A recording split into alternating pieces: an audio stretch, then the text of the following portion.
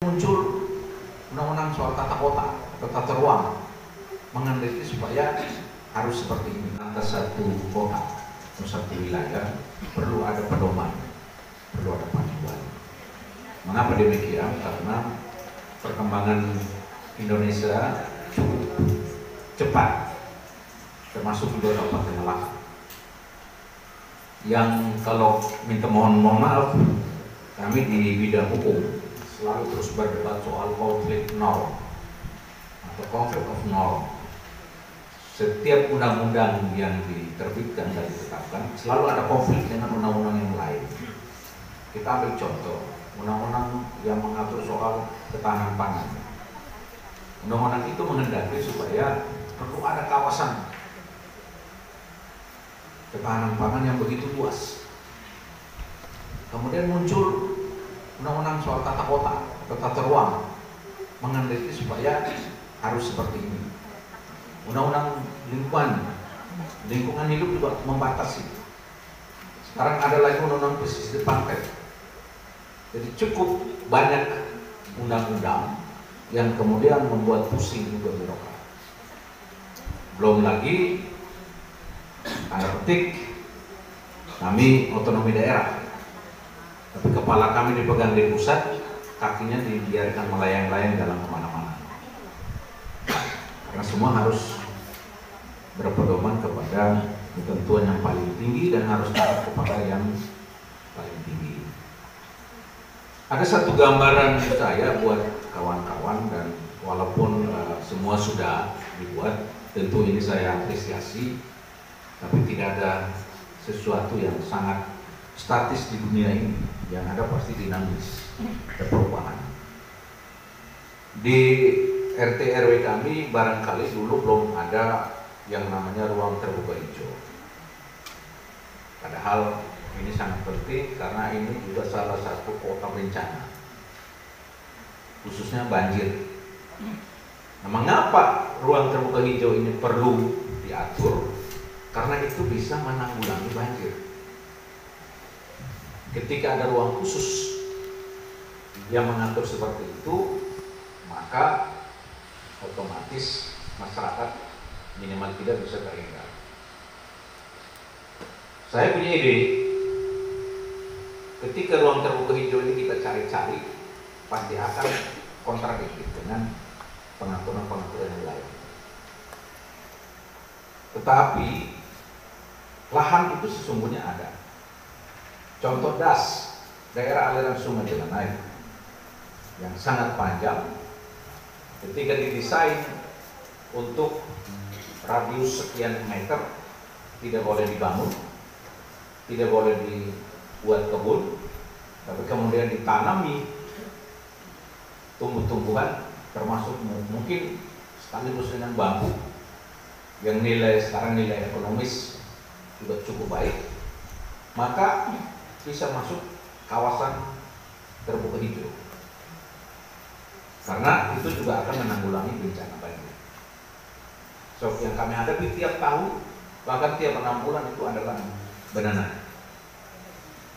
Kemudian selama ini sumber daya alam di pesisir mungkin kurang disentuh. Padahal kawasan Malaka ini potensinya ada pada perikanan dan kelautan tentu, ada pada pertanian, dan ada pada peternakan. Ini 3 potensi sumber daya Malaka yang sangat menggiurkan, sehingga pengaturan-pengaturan RTDR dan RTW ini harus diakomodir. Sampai hari ini juga belum ada yang memikirkan bagaimana sentralisasi kawasan pertanian. Saya lagi mendesain supaya ada sentralisasi kawasan pertanian. Apa itu? Ketika orang masuk lewat pintu Kolbano sampai Booking sampai masuk ke Malaka, orang akan ada kesan bahwa tempat yang kami lewati yang namanya Kecamatan Wiku itu adalah sumbernya pisang. Maka perlu ada sentralisasi kawasan tanam pisang. Karena hari ini memang ada dan cukup banyak, potensi cukup kuat. Jadi perlu ada sentralisasi. Begitu orang bergeser ke Kecamatan Melaka Barat, orang akan kesan bahwa di situ ada tanaman jagung yang cukup luas, bisa masuk sampai ke Haintasi. Karena ada beberapa lahan yang tidak cocok untuk padi, tapi cocok untuk jagung, ubi kayu, kacang hijau. Ini potensi kami. Nah, terus supaya saya tidak lupa, ke pesisir kita akan membangun pelabuhan perikanan karena potensinya ada di sana. Dan saya tergiur sekali sebab nelayan kami, kalau kita keliling Indonesia, nelayan itu rata-rata, mohon maaf, kawan-kawan Makassar, Bugis, kawan-kawan Madura.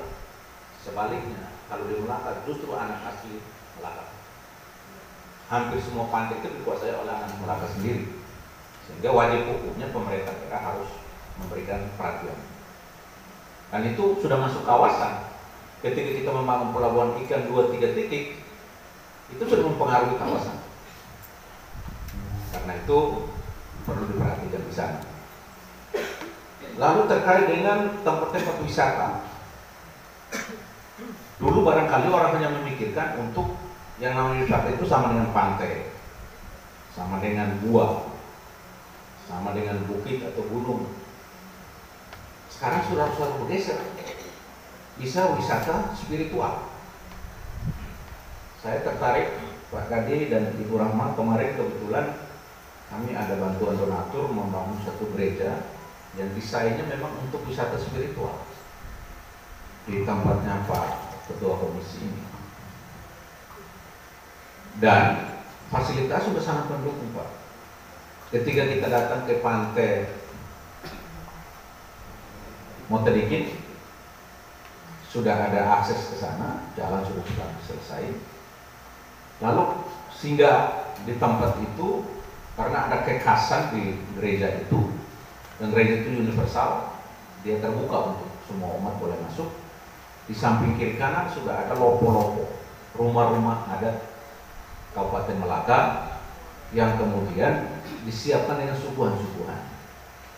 Bapak bisa dan Ibu bisa menikmati kopi hangat, kopi hitam manis di Melaka, kemudian pisang goreng Melaka, ada ikan tuna dibuat jadi abon Melaka, dan insya Allah dalam waktu singkat kita akan membuat brand beras Melaka, bisa juga jagung manis Melaka. Jujur, karena kami ingin brand Melaka itu harus ada. Dan bicara kembali kawasan wisata, kalau Ibu Rahma dengan Pak Gadi berangkat dari Polbano sampai di Melaka tidak ada rest area. Padahal bicara konsep pariwisata harus ada rest area. 5 kilo, 10 kilo harus ada. Orang perlu istirahat. Orang capek. Betul, menikmati alam yang indah, tapi rest area tidak punya. Tempat santai, tempat mau minum kopi hitam manis tadi itu tidak sempat. Karena tidak ada. Nah ini kan kita boleh bicara pariwisata, tapi kita tidak menyiapkan kawasan-kawasan, tempat-tempat yang peruntukannya untuk memenuhi kebutuhan teman-teman wisatawan atau teman-teman lokal. Jadi kenapa orang tertarik datang ke Melaka?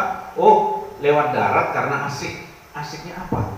Ada rest area, ada orang santai, ada orang jalan-jalan tiba-tiba sehingga di tempat memancing. Jadi merasa fresh. Kalau enggak, ya Bapak dengan Ibu mau datang ke Melaka mikir, lihat Kolpano pantainya indah, oke, gimana kita istirahat ya? Atau mohon maaf, mau buang air kecil pun tidak sempat. Nah ini Pak Venus, kebetulan ada Pak Kadis Pariwisata, ini mesti didesain dan acuannya ada pada RDP ini. Acuannya ada di sini. Sehingga nanti dalam perjalanan tadi saya mengawali bahwa tidak mungkin akan statis perubahan itu, karena tadinya barangkali orang tidak memikirkan bagaimana memanfaatkan daerah-daerah pesisir atau kita sebut dengan bahasa asing ya, coastal community development, itu nggak ada memikirkan. Tetapi 10-15 tahun Pak, setelah kawasan darat ini habis, kami cari makan di laut. Karena itu sedini mungkin harus dilakukan. Ya Pak Steph, ketahanan pangan nanti dalam pengelolaan atau reformasi organisasi kami perlu ada reform, karena kami punya sumber daya laut yang begitu luas, tapi kami tidak punya kantor dinas perikanan dan kelautan. Ini juga nggak sesuai dengan nomenklatur. Kami mau bangun RPH atau mau pemotongan hewan, tapi kami tidak punya kantor peternakan. Ini barangkali ada hal-hal yang mungkin kita akan biar kembali supaya sesuai ketika di Jakarta komunikasi dengan dirjen yang relevan, yang linear, sehingga tidak mempersulit. Lalu Pak, kami juga dalam waktu singkat juga kami akan membangun alun-alun kota. Yang tadinya lapangan ini menjadi lapangan umum sepak bola, akan kami percantik dengan alun-alun kota, taman kota. Dan saya juga sudah menugaskan istri saya karena sebagai ketua PKK dengan Mitra Naskah untuk mendesain kota ini menjadi kota bougainville. Jadi lampunya sudah pasang, kemudian lalu lintas sudah akan menyala, lalu kita akan buat 2 akses sehingga di tengahnya itu mesti ditanami bunga. Jadi orang datang ada perubahan di situ, ada gambaran dia. Nah, ini kan harus desain sesuai dengan RTDR dan RT/RW. Kemudian ada juga pembangunan untuk pusat pemerintahan kabupaten Pak. Yang dulu barangkali tidak didesain, sekarang kami desain. Akan bangun puspen di atas lahan 15 hektar. Di Kamanase di Labrada. Dan ada permintaan dari kawan-kawan instansi vertikal ingin membangun juga Pak. Dan saya sudah cek, kami punya lahan tanah erpak yang begitu luas, sehingga kami harus menyiapkan lahan untuk Kodim, untuk Bawaslu, KPU, Pengadilan Negeri, Kejaksaan, Pengadilan Agama, kantor statistik, kantor agama, kecuali pertanahan yang sudah punya hibah lahan dari kami. Ini rencana akan dibangun di Kobalima. Gitu. Jadi kalau ini memang semua berjalan dengan baik, maka akan kelihatan, dan kami harus lakukan itu karena ya contoh Samsat masih di Atambua. Kami naik mobil, yang menikmati hasil senior kami di Belu, karena dokumen semua pajaknya harus bayar di sana. Ini kan aneh kan Pak, dari bisnis kan kami sudah kalah. Kir itu semua harus ke Timur Tengah Selatan, sementara ini juga siap diri. Nah itulah hal-hal barangkali yang selama ini belum pernah terpikirkan, dan sekarang kita mulai menyampaikan sehingga kawasan-kawasan potensial yang mendukung program kerja kami, mendukung pangan, baik potensi laut, potensi pertanian, kering dan basah, lahan, maupun peternakan yang akan kita kerjakan. Karena peternakan juga kita punya range di Kapitan Meong. Itu dulu masuk di Kabupaten Belu. Kami harus ambil dong, karena kami sudah punya otonomi. Itu juga lahannya cukup luas,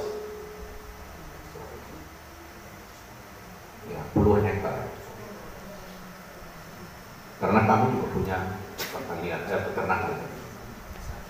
Barangkali itu masukan-masukan saya, saran-saran saya. Mungkin kita akan cermati acuan tetap seperti ini, namun mesti desain sekarang. Juga sore saya lupa satu Ibu dan Bapak soal pelebaran atau perluasan kota. Ini harus sedini mungkin diatur supaya jangan sampai setelah padat penduduk baru kita gusur, itu akan susah karena sistem hukum pertanahan sekarang kita tidak ganti rugi tapi ganti untung. Orang tidak mau ganti rugi, nanti dia tambah rugi. Tapi orang ganti untung, dia tambah untung. Nah, konsepnya memang ada. Sehingga ini hal-hal yang mungkin sama-sama kita perhatikan, dan saya kira itu saja saran dan masukan saya. Kurang lebih mohon maaf, tentu tidak sempurna, tapi yang jelas ini yang akan kami kerjakan. Sekian, terima kasih. Tuhan memberkati kita sekalian.